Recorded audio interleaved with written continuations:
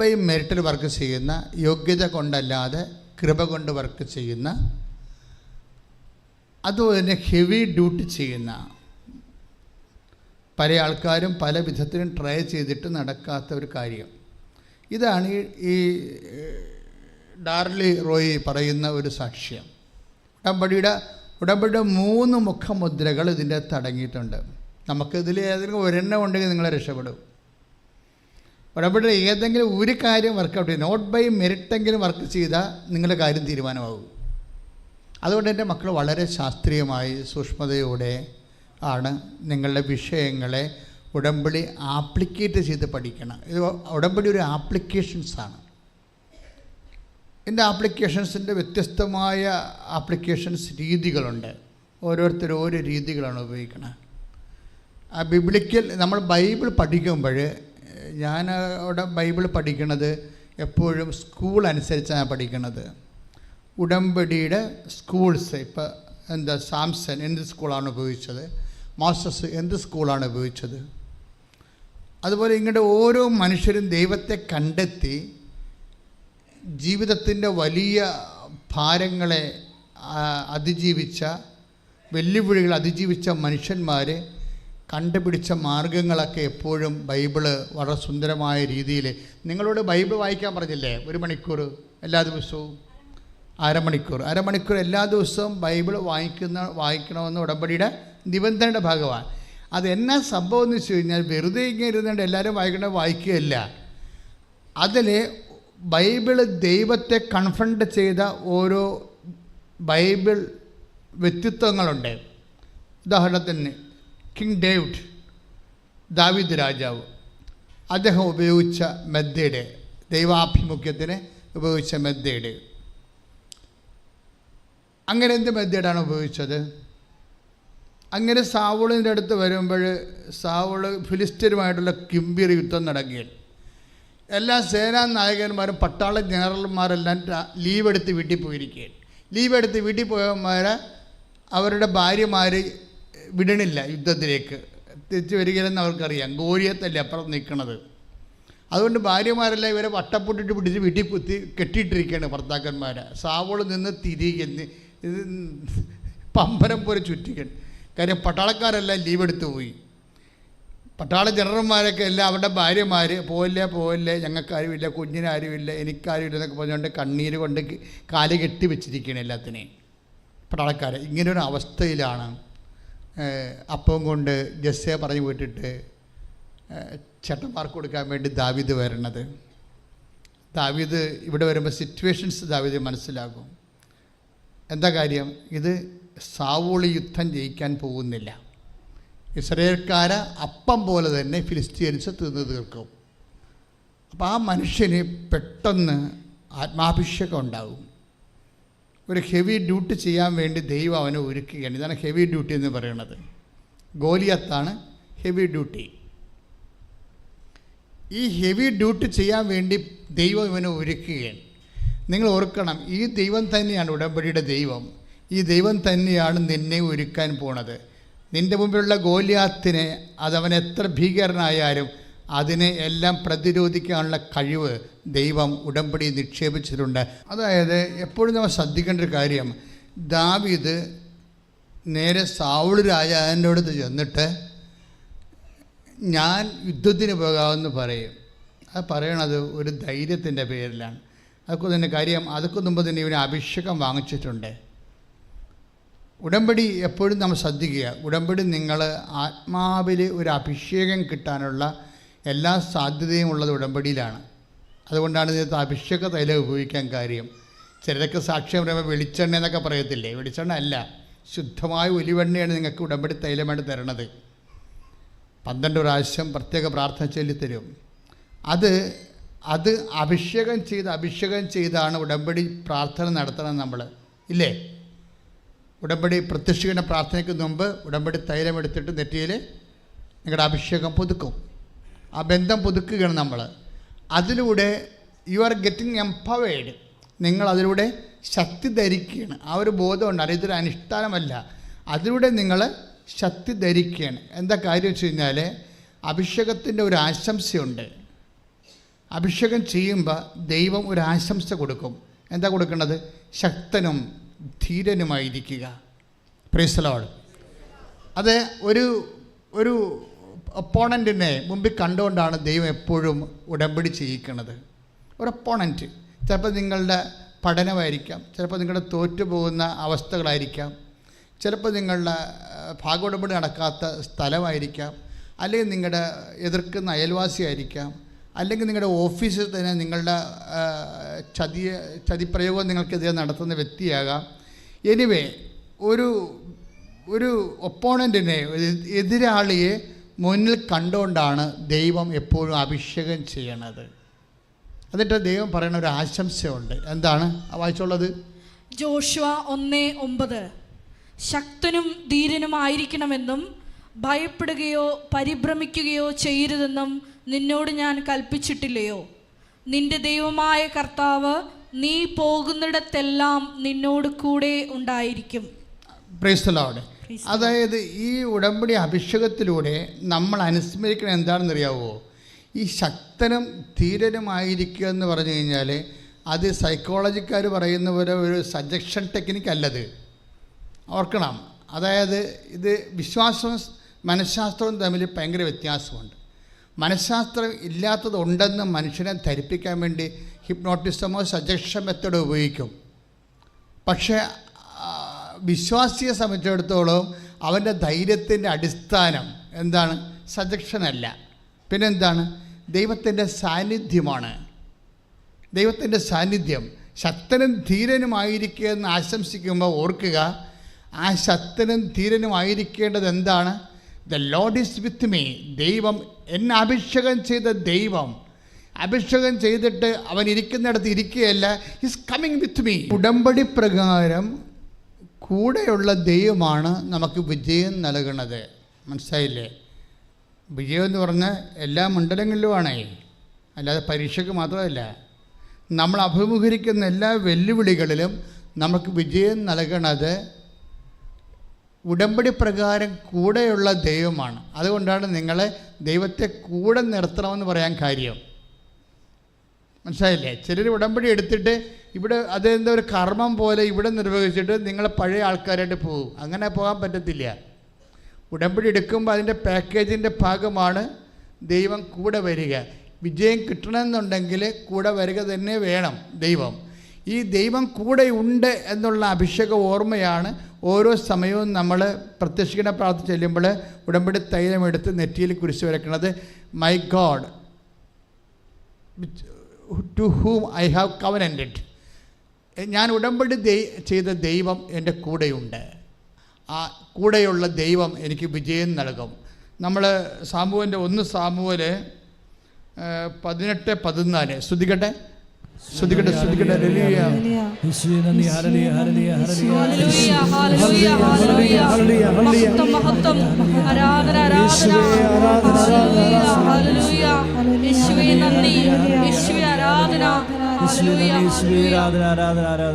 Samuel 18:14 കർത്താവ് കൂടെ ഉണ്ടായിരുന്നതിനാൽ. ഏറ്റു പറഞ്ഞേ, കർത്താവ് കൂടെ ഉണ്ടായിരുന്നതിനാൽ.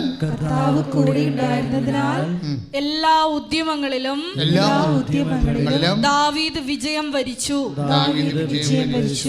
Price the Lord. അതായത് ഈ കൂടെയുള്ള ഉടമ്പടി പ്രകാരം കൂടെയുള്ള ദൈവമാണ് നമുക്ക് വിജയം തരുന്നത്. അപ്പോൾ ദാവീദിൻ്റെ വിജയം മുഴുവൻ എങ്ങനെയാണ്? കർത്താവ് കൂടെ ഉണ്ടായിരുന്നതിൻ്റെ വിജയമാണ്. അത് കാരണം കക്ഷിയുടെ കയ്യിൽ നിന്നൊരു അബദ്ധം പറ്റിയപ്പോഴും ദാവീദ് നമുക്ക് എന്തെങ്കിലും ഇപ്പോൾ നമ്മൾ പോകുന്ന വാഹനം പെട്ടെന്ന് ഏതെങ്കിലും വാഹനത്തോടുകൂടി ഒന്ന് തട്ടിയെന്ന് വിചാരിച്ചോ, നിങ്ങൾ എന്താണ് ചെയ്യണത്? നിങ്ങൾ ആദ്യം ചെയ്യണത്, ഇപ്പോൾ യൂറോപ്പിലെ എവിടെയൊക്കെ പോകാനുള്ളവരാണെങ്കിൽ ആദ്യം അവിടെ വിസ സേഫാണെന്ന് നോക്കും അല്ലേ? വണ്ടി തട്ടിയെന്ന് പറഞ്ഞു കഴിഞ്ഞാൽ അതെല്ലാം പ്രശ്നം തന്നെ. നമ്മുടെ പാസ്പോർട്ട് വിസയും ശരിയാണെന്ന് സേഫ് കയ്യിലുണ്ടോ എന്ന് നോക്കും. അത് മുറുകെ കയറി പിടിക്കും. ചിലർ താക്കോൽ പിടിക്കും. അതായത് നമ്മളെ നിലനിർത്തുന്ന ആധാരങ്ങളിലും ആസ്പദങ്ങളിലും നമ്മൾ പിടിമുറുക്കും എന്തെങ്കിലും ഒരു അപകടം വരുന്ന സമയത്ത് അല്ലേ? എപ്പോഴും നമ്മൾ ശ്രദ്ധിക്കേണ്ടത്, നിങ്ങൾക്ക് എന്തെങ്കിലും ഒരു അപകടം വരുന്നെന്ന് വിചാരിച്ചോ, വാഹന അപകടമൊന്നുമല്ല, ജീവിതത്തിൽ മനുഷ്യന്മാരാകുമ്പോൾ ഓരോരോ തരത്തിലുള്ള കാലാവസ്ഥ ഭേദങ്ങൾ വരത്തില്ലേ? ഈ കാലാവസ്ഥ ഭേദങ്ങൾ വരുമ്പോൾ നമ്മൾ പെട്ടെന്ന് പിടിമുറുക്കേണ്ട എവിടെയാണ്? നമ്മുടെ ആസ്പദങ്ങളിലാണ്. പക്ഷെ നമ്മുടെ ബേസിക് ആസ്പദം എന്താ? ദൈവമാണ്. മനസ്സിലായില്ലേ? ബേസിക് ആസ്പദം. കഴിഞ്ഞ ദിവസങ്ങളിലെ ഒരു ഇപ്പോൾ ഈ ഡോണ ചേച്ചി എടുത്ത ഡോണ അല്ല, ഡാർലി ലേമിച്ചിയുടെ സാക്ഷ്യത്തിൻ്റെ കൂടെ വേറൊരു സാക്ഷി ബിന്ദു പറഞ്ഞിട്ടുണ്ട്, കുടപ്പനാൽ. ബിന്ദുവിൻ്റെ സാക്ഷ്യവും വിചാരണക്ക്, ആധ്യാത്മിക വിചാരണയ്ക്ക് കെൽപ്പുള്ളതാണ്. അവരുടെ ഒരു പ്രശ്നം വെച്ച് കഴിഞ്ഞാൽ അവരുടെ ഭർത്താവിനെ വാഹനം ഇടിച്ചു.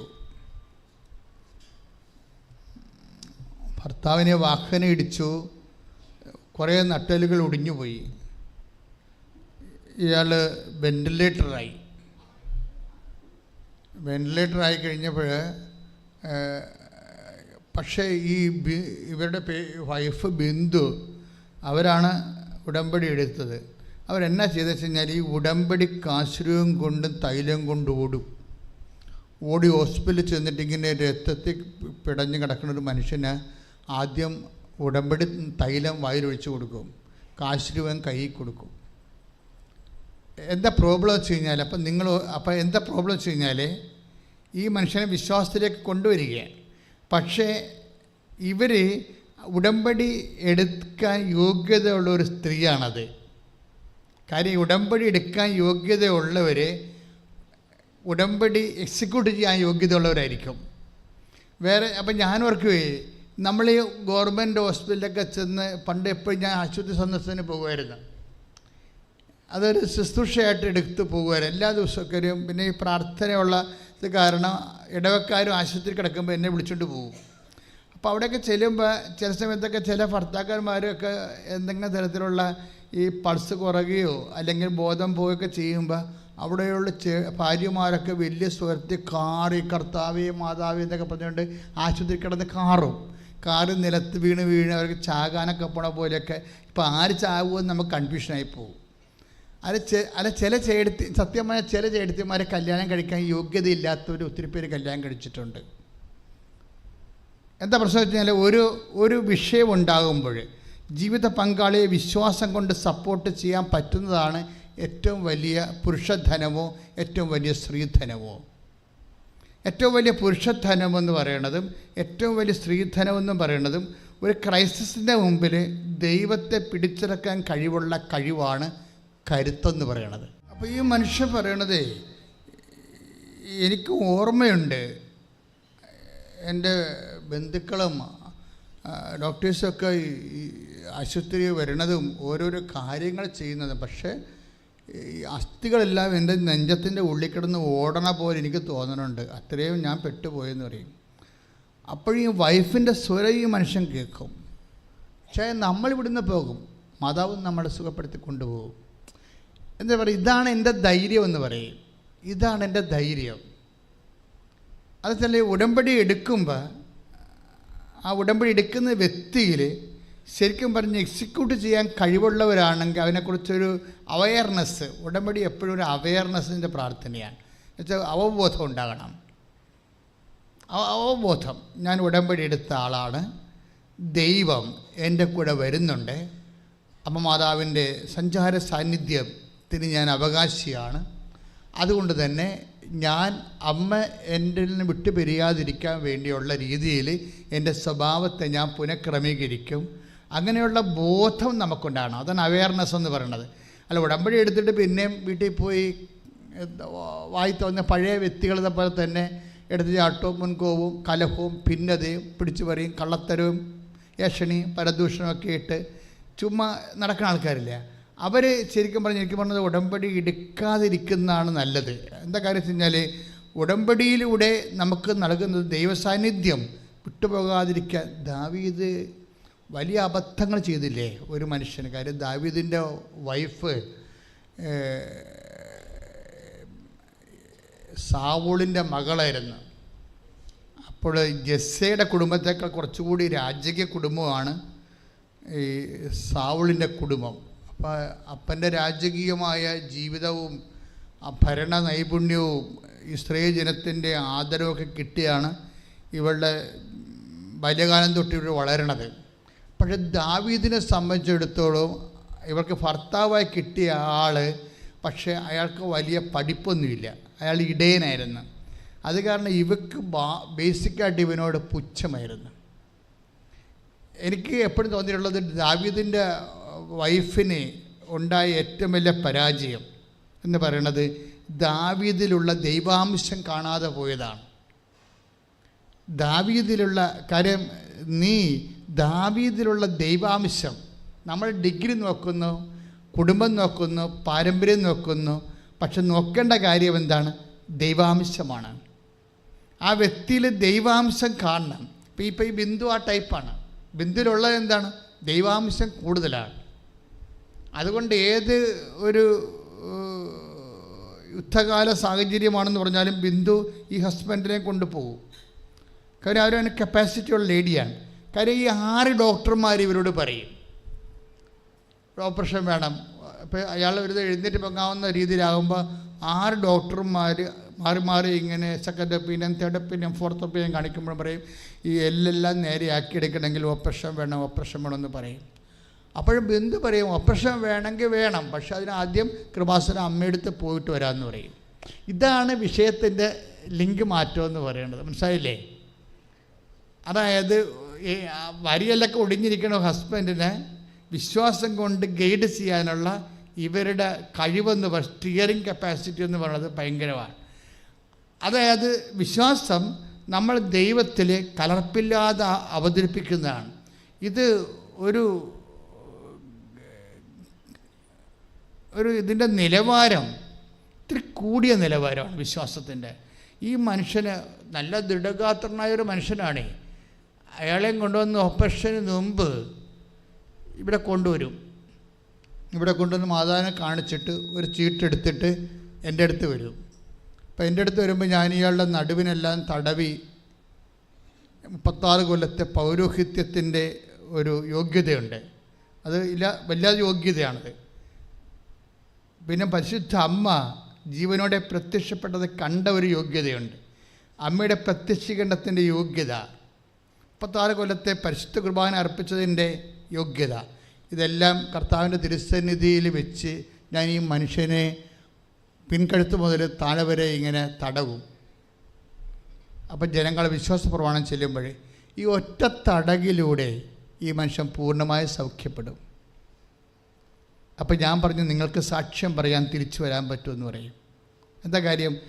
ആ സമയത്ത് അറിയാൻ പറ്റും നമുക്ക്, നിങ്ങൾക്ക് സാക്ഷ്യം പറയാൻ വേണ്ടി തിരിച്ചു വരാൻ പറ്റുമെന്ന് പറയും. അപ്പോൾ ഇയാൾ പിറ്റേ ദിവസം പോയി സ്കാൻ ചെയ്ത് നോക്കുമ്പോൾ ഒരു പ്രശ്നമില്ല, മാതാവ് എല്ലാം സെറ്റ് ചെയ്തിരിക്കണം, എല്ലാം. അതായത് എനിക്കെപ്പോഴും പറയാനുള്ളത്, ഒന്നും ഇതിൻ്റെ അച്ചാണിയായിട്ട് പ്രവർത്തിക്കുന്നത് ആരാണ്? ഈ വൈഫാണ്. 6 ഡോക്ടർമാർ പറയുമ്പോൾ ഈ മനുഷ്യൻ പറയുന്നുണ്ട്, ഇത് ഈ അസ്ഥി ഒടിഞ്ഞാക്കി ഇത് എങ്ങനെ വരാനാണ്? പുള്ളി അദ്ദേഹം ബിന്ദുനോട് ഈ അസ്ഥി ഒടിഞ്ഞാക്കി എങ്ങനെ വരാനാണ്? നമുക്ക് ഡോക്ടർമാർ പറഞ്ഞാൽ കേൾക്കാം. അപ്പോൾ പറയാം ഡോക്ടർമാർ പറഞ്ഞാൽ നിങ്ങളെ കേട്ടോ, പക്ഷേ നമുക്ക് അമ്മയൊക്കെ ഇപ്പോൾ കണ്ടിട്ട് വന്നിട്ട് എന്താണെന്ന് ചെയ്യാം. അവരുദ്ദേശിക്കുന്നത് ിനേക്കാൾ മെച്ചമായിട്ടാണ് അമ്മ ആ വിഷയം ചെയ്യണത്. ആ സാക്ഷ്യം കിടക്കുന്നുണ്ട്, നിങ്ങൾ നോക്കണം. എന്ന് വെച്ച് കഴിഞ്ഞാൽ ഞാൻ എന്തുകൊണ്ടാണ് ഈ സാക്ഷ്യം ഇങ്ങനെ പറയണമെന്ന് ചോദിച്ചു കഴിഞ്ഞാൽ, നിങ്ങൾ ഇപ്പോഴും പല ആൾക്കാർക്കും നേരം വെളുത്തിട്ടില്ല. അവരിങ്ങനെ ഒരു അനുഷ്ഠാനം പോലെ അങ്ങനെ ഉടമ്പടി എടുത്ത് ഒക്കട്ടെ, ഒക്കുമായിരിക്കില്ല, ഒക്കത്താ കൊള്ളാം, ഇങ്ങനെയൊക്കെ പറഞ്ഞാൽ പോഴം കളിയായിട്ട് നടക്കുന്ന ആൾക്കാരുണ്ട്. ഒത്തിരി പേരുണ്ട്. അവർ സീരിയസ് ആയിട്ട് എടുത്തിട്ടില്ല, സാധനം വിഷയം എടുത്തിട്ടില്ല. അവർ ആരൊക്കെ ഉടമ്പടി എടുത്ത് അവർക്ക് എന്തൊക്കെ കിട്ടിയെന്ന് പറഞ്ഞ് ചുമ്മാ വന്ന് നമ്മളൊക്കെ ഇനി ഉടമ്പടി എടുത്തിട്ടില്ലെന്ന് വേണ്ട എന്ന് പറഞ്ഞുകൊണ്ട് വന്ന് ഉടമ്പടി എടുത്ത ആൾക്കാരുണ്ട്. ഇനിയിപ്പോൾ ഉടമ്പടി എടുത്തില്ലെന്നും പറഞ്ഞ് വേണ്ട, എടുത്തേക്കാം, എന്നാൽ അവർ ഉടമ്പടിക്കണം തന്നേക്കാൻ പറയും. അങ്ങനെ വന്ന് പറഞ്ഞിട്ടുണ്ട് പണ്ടൊക്കെ ആൾക്കാർ. ഇവിടെ ഒരു ഉടമ്പടി വേണമല്ല എന്ന് പറയും. അവരെങ്ങനെ പറയും? ഈ അമ്മ പറഞ്ഞിട്ട് മൂത്ത ചേച്ചിക്ക് പൂങ്കാവിൽ പോവുകയാണ്, വേറെ ചേർത്ത് നിന്ന് വന്ന് പൂങ്കാവിലേക്ക് പോവുകയാണ്. അപ്പോൾ മൂത്ത ചേച്ചിക്ക് എന്തോ നല്ല മീൻ കിട്ടിയിട്ട് കൊടുക്കാൻ വേണ്ടി അമ്മ കൊടുത്തു വിട്ടിട്ട് അനിയത്തി പോവുകയാണ്. അപ്പോൾ അമ്മ പഠിക്കവരെ മാടരുത്, ഇടി നീ പോണ വഴിക്കാ കൃപാസനത്തിനോട് അവിടെ എടുത്തോളാൻ പറഞ്ഞു. അങ്ങനെ പിന്നെ ഞങ്ങളിവിടെ അപ്പോൾ ഇവിടെ അവർക്ക് നിർത്തി കാര്യം മീൻ ചീഞ്ഞ് പോകത്തില്ലേ, മീൻ അവിടെ കൊണ്ട് വെച്ചിട്ട് എളുപ്പം ഒരു ഉടമ്പടി അവിടെ കൊണ്ട് ബഹളം ഉണ്ടാക്കും. അവർക്കറിയത്തില്ല എന്താ ഉടമ്പടി എന്നുള്ള സംബന്ധിച്ചിടത്തോളം. ആദ്യകാലങ്ങളെ കാര്യം പറയാം 2016. അപ്പോൾ ഇതുപോലെ അല്ലെങ്കിലും ഉടമ്പടിയോട് കമ്മിറ്റ് ചെയ്യാത്ത ആൾക്കാരുണ്ട്. അവർ വളരെ ശ്രദ്ധിക്കണം. കമ്മിറ്റ് ചെയ്യില്ല, എടുത്തു വെച്ചിട്ടുണ്ട് ഉടമ്പടി. എന്നിട്ട് ഇതുപോലെ ഓരോ പ്രത്യക്ഷയുടെ പ്രാർത്ഥന നടത്തുന്നുണ്ട്, പിന്നെ ഇതുപോലെ ഉടമ്പടി ധ്യാനം കൂടുന്നുണ്ട്. പക്ഷെ ഉടമ്പടിയിലേക്ക് അവർ ഇൻവോൾവ് ആയിട്ടില്ല. അവർ സ്വയമായിട്ട് അതിൻ്റെ അകത്തേക്ക് മുഴുകിയിട്ടില്ല, ഉടമ്പടിയിൽ മുഴുകത്തില്ല. അവർക്കിങ്ങനെ ഒരു ഫങ്ഷൻ പോലെ ഉടമ്പടി എടുത്താൽ ഇന്ന കാര്യങ്ങളൊക്കെ ചെയ്യണം. അതുപോലെ 10 കാര്യം പറയുമ്പോൾ 4 കാര്യം ചെയ്ത് അങ്ങനെയൊക്കെ ഇങ്ങനെ അഡ്ജസ്റ്റ്മെൻറ്റിൽ ദൈവമായിട്ടൊക്കെ ഒരു അഡ്ജസ്റ്റ്മെൻറ്റ് ചെയ്ത് പോകും. ഈ ആൾക്കാർക്ക് ഒരിക്കലും ഇവരാണ് ലാഗ് ചെയ്യിക്കുന്നത്. ഉടമ്പടി ദാവീദിൻ്റെ ഉടമ്പടി സ്കൂൾ ഓഫ് ഡേവിഡാണ് ഇപ്പോൾ. Covenant and school of David. Covenant അതായത് ദാവീദിൻ്റെ ഉടമ്പടി വിദ്യാലയത്തിലാണ് ഇപ്പോൾ നമ്മൾ പഠിച്ചുകൊണ്ടിരിക്കുന്നത്. അതിന് നമ്മൾ പറയാൻ പോകുന്നത് 16 വായിച്ചവനെ. എന്നാൽ കർത്താവ് സാമുവേലിനോട് കൽപ്പിച്ചു, അവന്റെ ആകാരവടിവോ ഉയരമോ നോക്കേണ്ട. ആരാണ് അഭിഷേകം ചെയ്യാൻ പോണത്? സാമുവേൽ പ്രവാചകൻ അഭിഷേകം ചെയ്യാൻ ജെസ്സിയുടെ വീട്ടിൽ വന്നിരിക്കുന്ന സംഭവമാണിത്. ജെസ്സിക്ക് എത്ര മക്കളുണ്ട്? 10-12 മക്കളുണ്ടല്ലേ. അതിൽ വില്ലന്മാരുണ്ട്, അതിനകത്ത് ബ്രിഗേഡിയർമാരുണ്ട്, പട്ടാള ജനറൽമാരുണ്ട്, മിടുക്കന്മാരുണ്ട്. പക്ഷേ ഇവരാരും അല്ല എന്നാണ് ആര് പറയണത്? പരിശുദ്ധാത്മാവ് സാമുവേലിനോട് പറഞ്ഞിരിക്കുന്നത്. അവസാനം ഒരു ഇടയബാലൻ വരും, അതാണ് ദാവീദ് വരുമ്പോൾ പരിശുദ്ധാത്മാവ് പറയുന്ന കാര്യങ്ങളാണ് ഈ പറയണത്. 16:7 വായിച്ചോളൂ. എന്നാൽ കർത്താവ് സാമുവേലിനോട് കൽപ്പിച്ചു. എന്നാൽ കർത്താവ് സാമുവേലിനോട് കൽപ്പിച്ചു. എന്താ കൽപ്പിച്ചത്? വായിച്ചോളൂ. അവന്റെ ആകാരവടിവോ ഉയരമോ നോക്കേണ്ട. അവന്റെ ആകാരവടിവോ ഉയരമോ നോക്കേണ്ട. പറഞ്ഞോളൂ. അവനെ ഞാൻ തിരസ്കരിച്ചതാണ്. മനുഷ്യൻ കാണുന്നതല്ല കർത്താവ് കാണുന്നത്. അതായത് ഇത് ദാവീദിന്റെ ജ്യേഷ്ഠന്മാരുടെ അടുത്ത് വരുമ്പോഴേ പരിശുദ്ധാത്മ പറയണതാണ്. ദാവീദിന്റെ ജ്യേഷ്ഠന്മാർ നല്ല 72 മസിൽസൊക്കെ ഉള്ള യുദ്ധവീരന്മാരായിരുന്നു. ജെസ്സി അവരെ എല്ലാം യുദ്ധം പഠിപ്പിച്ചപ്പോൾ ദാവീദിനെ യുദ്ധം പഠിപ്പിച്ചിട്ടില്ലായിരുന്നു. അതിൻ്റെ ഓരോ ചേട്ടന്മാരെ കൊണ്ടുവന്ന് നിർത്തുകയാണ്. ഇവരാണ് രാജാവ്, അടുത്ത രാജാവ്. അതുകൊണ്ട് അഭിഷേകം ചെയ്യാൻ വേണ്ടി കൊണ്ട് നിർത്തുമ്പോൾ ഇവരുടെ മെസ്സിലും ഉയരവും സ്വർണ്ണ നിറമുള്ള മുടിയും സാംസനെ പോലുള്ള രാക്ഷസ ശരീരമൊക്കെ കാണുമ്പോഴേ പരിശുദ്ധാത്മ പറയുന്ന വാക്കാണ്. എന്താണ്? അവൻ്റെ ആകാരവടിവോ ഉയരമോ നോക്കേണ്ട, അവന് ഞാൻ തിരസ്കരിച്ചതാണ്. മനുഷ്യൻ കാണുന്നതല്ല കർത്താവ് കാണുന്നത്. അവൻ്റെ ആകാരവടിവ് നോക്കണ്ട എന്ന് പറഞ്ഞു കഴിഞ്ഞാൽ ഉടമ്പടി ഭാഷയെ പറഞ്ഞാൽ എന്താണെന്നറിയാമോ? മെരിറ്റ് നോക്കണമെന്നതിൻ്റെ അർത്ഥം മനസ്സിലായില്ലേ? ഉടമ്പടി വർക്ക് ചെയ്യണത് 2 കേസിലാണ്, 2 ഫാക്റ്റിലാണ് വർക്ക് ചെയ്യുക. Not by merit but by grace. Merit, നിങ്ങൾ മെറിറ്റില്ലാത്ത കൊണ്ട് പേടിക്കരുതെന്നതിൻ്റെ അർത്ഥം. ഈ ഗോട്ട് ദ പോയിന്റ്. മനസ്സിലായില്ലേ? നിങ്ങൾക്ക് ഒരു വിഷയത്തിന് മെറിറ്റ് ഇല്ലാത്തത് കൊണ്ട് നിങ്ങൾ പേടിക്കരുതെന്ന് പറയുന്ന പുസ്തകമാണ് ബൈബിൾ. അങ്ങനെ ദാവീദിനെ സാവൂൾ അഭിഷേകം ചെയ്യും. നമ്മളെപ്പോഴും ശ്രദ്ധിക്കുക, നമ്മൾ ദൈവം ഉടമ്പടിയിൽ എന്താ സംഭവിക്കണത്? 2 കക്ഷികൾ തമ്മിലാണ് ഉടമ്പടി ചെയ്യണത് അല്ലേ? നിങ്ങൾ ഒരു കക്ഷിയായിട്ട് മാറുകയാണ്. ഉടമ്പടി ചെയ്യുന്ന വ്യക്തി ഒരു കക്ഷി, പിന്നെ അടുത്ത കക്ഷി ആരാണ്? ദൈവമാണ്, ഈശോയാണ് കക്ഷി. അപ്പോൾ എപ്പോഴും നമ്മൾ ശ്രദ്ധിക്കേണ്ട ഒരു വിഷയം, നിങ്ങൾ ഉടമ്പടി ചെയ്യണത് ഇതൊരു പ്രെയർ അല്ല, ഇത് ബയലാറ്ററൽ എഗ്രിമെൻ്റാണ്, ഉഭയകക്ഷി കരാറ്, സമ്മതമാണ്. അപ്പോൾ ദൈവം തൻ്റെ വാഗ്ദാനങ്ങൾ നിങ്ങൾക്ക് നൽകാൻ സമ്മതമാണെന്ന് പറയും. അപ്പം നിങ്ങളെന്ത് പറയും? കർത്താവിൻ്റെ വചനമനുസരിച്ച് ജീവിക്കാൻ ഞങ്ങൾക്ക് സമ്മതമാണെന്ന് പറയും. മനസ്സിലായില്ലേ? ഇതാണ് ഉടമ്പടി. ദൈവം തൻ്റെ വാഗ്ദാനങ്ങൾ നിങ്ങൾക്ക് നൽകാൻ സമ്മതമാണെന്ന് ദൈവം പറയും. അപ്പോൾ നിങ്ങളെന്ത് പറയും? ഞങ്ങൾ അങ്ങയുടെ വചനമനുസരിച്ച് ജീവിക്കാൻ ഞങ്ങൾക്ക് സമ്മതമാണെന്ന് പറയും. ഇതാണ് ഉടമ്പടി. അപ്പോൾ നിങ്ങളൊരു കക്ഷി, ദൈവം ഒരു കക്ഷി. ഇങ്ങനെ സമ്മതമായി കഴിയുമ്പോൾ ഇവിടെ വരുന്ന ഒരു വിഷയം, മറ്റു ഒരു ഉടമ്പടിക്കും ഇല്ലാത്തൊരു ആനുകൂല്യം മരിയൻ ഉടമ്പടിക്കുണ്ട്.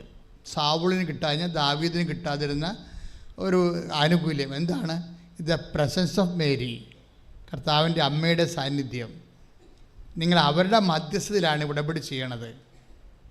മനസ്സിലായില്ലേ? ആരുടെ മധ്യസ്ഥതയിലാണ്? മാതാവിൻ്റെ മധ്യസ്ഥതയിലാണ്.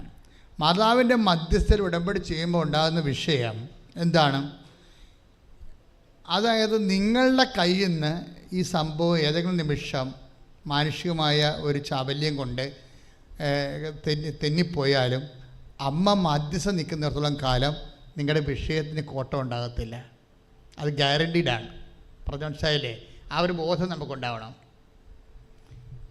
ദാവീദിൻ്റെ ഉടമ്പടിക്ക് അമ്മ ഗ്യാരണ്ടി ഇല്ലായിരുന്നു. എബ്രഹാത്തിൻ്റെ ഉടമ്പടിക്ക് അമ്മ ഗ്യാരണ്ടി ഇല്ലായിരുന്നു. മോസസിൻ്റെ ഉടമ്പടിക്ക് അമ്മ ഗ്യാരണ്ടി ഇല്ലായിരുന്നു. അത് കാരണം കുറേ കുഴപ്പങ്ങൾ ആ ഉടമ്പടിക്ക് സംഭവിച്ചു. എബ്രഹാത്തിന് 25 കൊല്ലം കാത്തിരിക്കേണ്ടി വന്നു. സമയത്ത് സ്വാധീനിക്കുന്ന കണ്ടന്റ് അതിൻ്റെ അകത്തില്ലായിരുന്നു. എബ്രഹാത്തിനോട് ഉടമ്പടി ചെയ്തിട്ട് 25 കൊല്ലം കഴിഞ്ഞല്ലേ കുഞ്ഞ് ജനിച്ചത്, ഇല്ലേ? മരിയൻ ഉടമ്പടി എടുക്കുമ്പോൾ ഈ 24 വയസ്സുള്ള വർഷങ്ങളായിട്ട് മക്കളില്ലാത്ത ആൾക്കാർക്ക് എങ്ങനെയാണ് ആ മാസം തന്നെ ഒരു പ്രഗ്നൻ്റ് ആകണത്? ടൈമിൻ്റെ കണ്ടൻറ്റാണ് ഈ സംഭവം. അതുകൊണ്ടാണ് ഞാൻ പറയുന്നത്, എൻ്റെ മക്കൾ ഇത് വെറുതെ ചുമ്മാ ഒരു അനുഷ്ഠാനക്രിയ പോലെ എടുക്കരുത്. ഇന്ന് നമുക്ക് ലഭ്യമായ ഏറ്റവും വലിയ ദൈവിക ഇടപെടലിൻ്റെ ഒരു സുവിശേഷ രക്ഷാകര സംവിധാനമാണിത്. അപ്പോൾ അത് വളരെ ഇതിനെക്കുറിച്ച് കുറച്ച് പഠിക്കണം. എപ്പോഴും ഉടമ്പടി ധ്യാനം പഴയതൊക്കെ നോക്കി കൂടിക്കൊണ്ടിരിക്കണം. കാരണം ഓരോ കാലത്ത് ദൈവം ഓരോ കാര്യമല്ല അപ്ഡേഷൻ ചെയ്യണത്.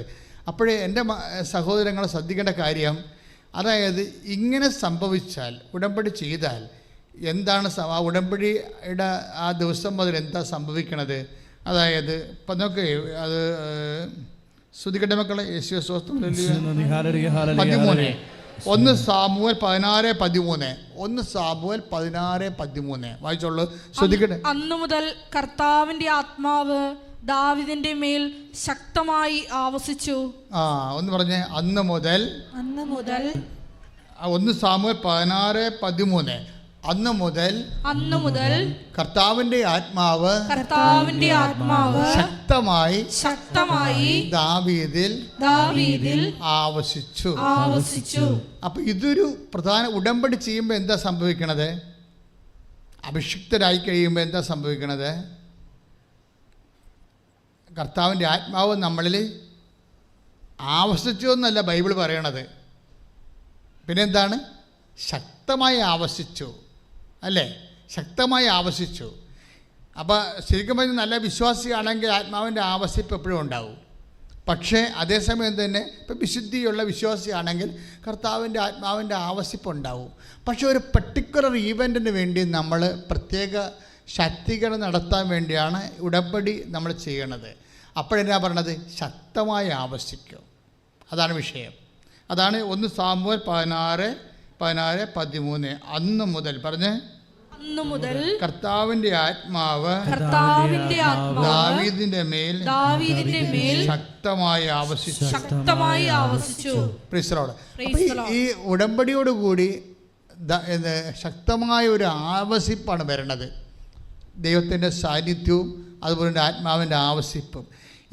ഇത് മെയിൻറ്റെയിൻ ചെയ്യാനാണ് ഞാൻ നിങ്ങൾക്ക്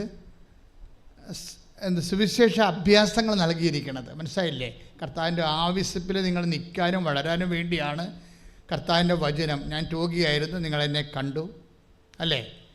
ഞാൻ കാരാഗ്രഹവാസിയായി നിങ്ങളെന്നെ സന്ദർശിച്ചു, ഞാൻ നഗ്നനായിരുന്നു, നിങ്ങളെന്നെ ഉടുപ്പിച്ചു എന്നൊക്കെ പറയുന്നത് ആരാണ്? കർത്താവിൻ്റെ വചനമാണ് നമ്മൾ നിറവേറ്റുന്നത്. എന്തിനാണ്? നമുക്ക് ലഭിച്ച ദൈവ സാന്നിധ്യം നഷ്ടപ്പെട്ടു പോകരുത്. അതിനെ ഊതിക്കത്തിച്ചുകൊണ്ടേ ഇരിക്കണം. പക്ഷെ അത് ഊതിക്കത്തിച്ചുകൊണ്ടേ ഇരിക്കണം. കാരണം ദൈവകൃപകളുടെ എല്ലാത്തിൻ്റെ ഒരു പ്രശ്നമാണ് ഊതിക്കത്തിക്കൽ. 1 തിമോത്തി 2:6 ഈ ഊതിക്കത്തിക്കലിനെ കുറിച്ച് പറയുന്നുണ്ട്. ഒന്ന് ശ്രുതിക്കട്ടെ. ഹല്ലേലൂയ.